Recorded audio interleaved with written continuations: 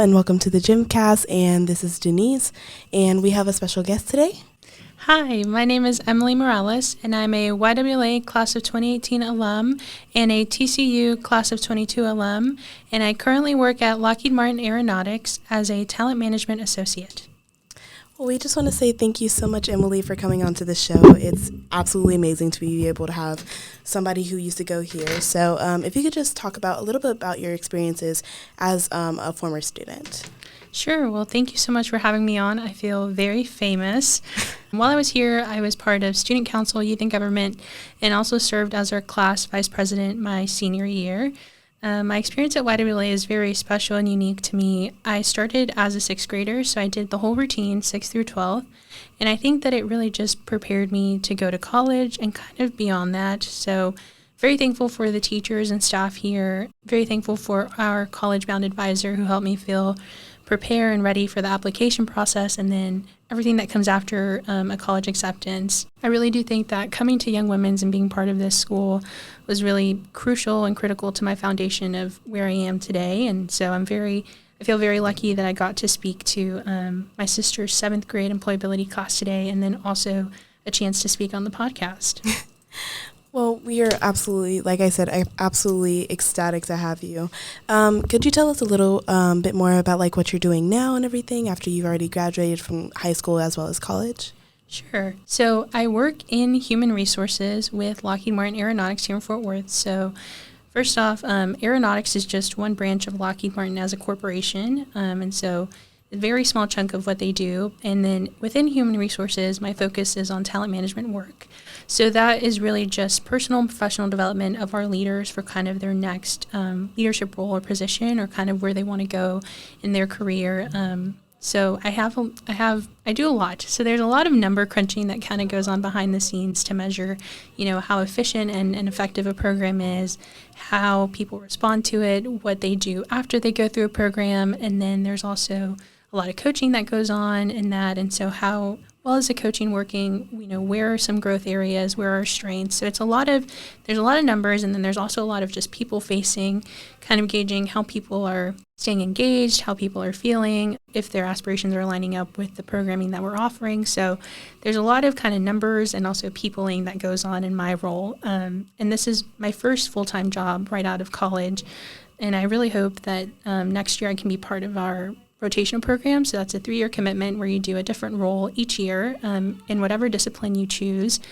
And you kind of just get a chance to explore, what all happens under HR, what all happens under engineering, and really get a chance to explore in that early career kind of stage of life. But I think that I probably wouldn't have been in my current role if I hadn't taken a chance and tried something new out. And I think that that willingness to take risks and try new things came from my experience at Young Women's. I was very involved in school within itself, but also outside of school, just finding opportunities to be engaged with things that I found interesting and things that I wanted to learn more about. So, what were some of your favorite parts of YWLA? I think my favorite part was it being all girls. And I joke with my sister now. I tell her all the time, I'm like, boys are smelly and gross, and you probably don't want to be around them anyways.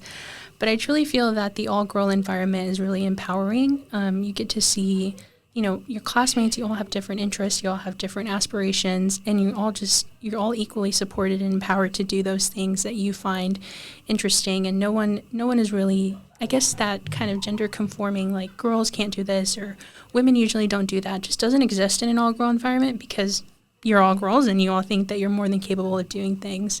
So that was probably my favorite part. The second part was the relationship that our campus had with the Girls Inc. of Tarrant County.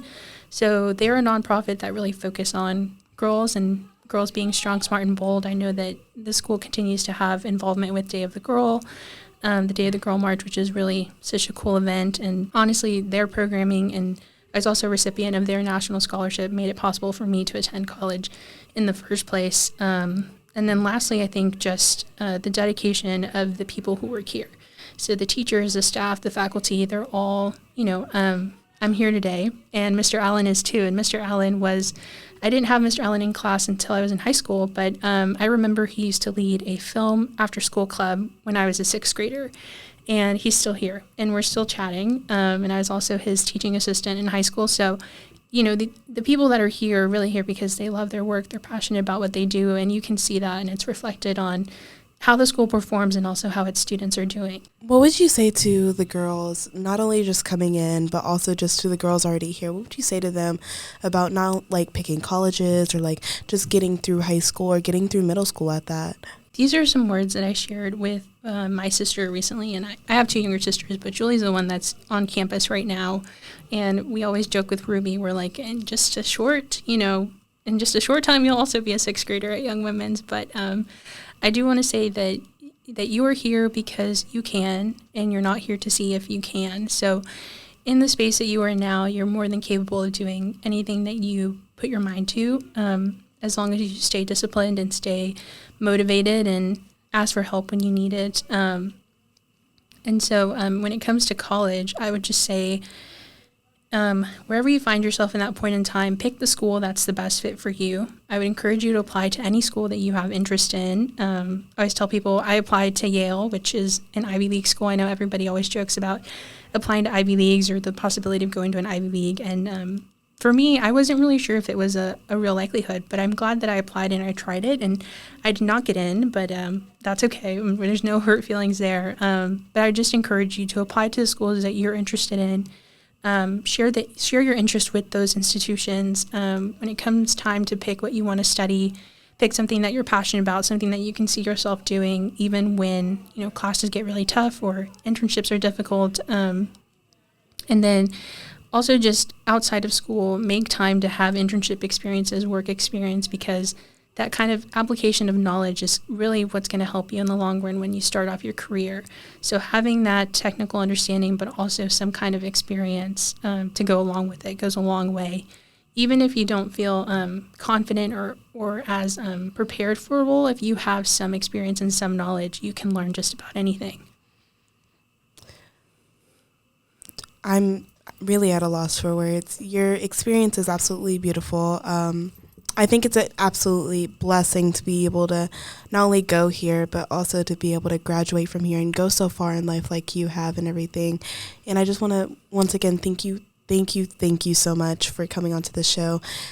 This is actually our first alum to actually come onto the show and everything that we've been in contact with. So like I said, I just want to say thank you. This is going to be a short episode today and everything, but I really appreciate you coming on. So.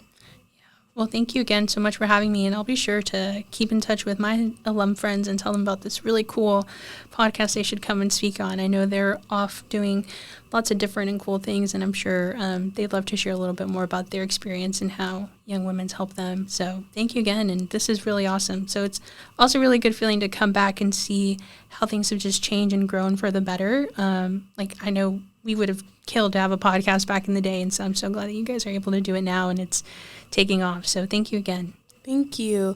Well, this has been Denise. And Emily. And thank you for watching the Gemcast.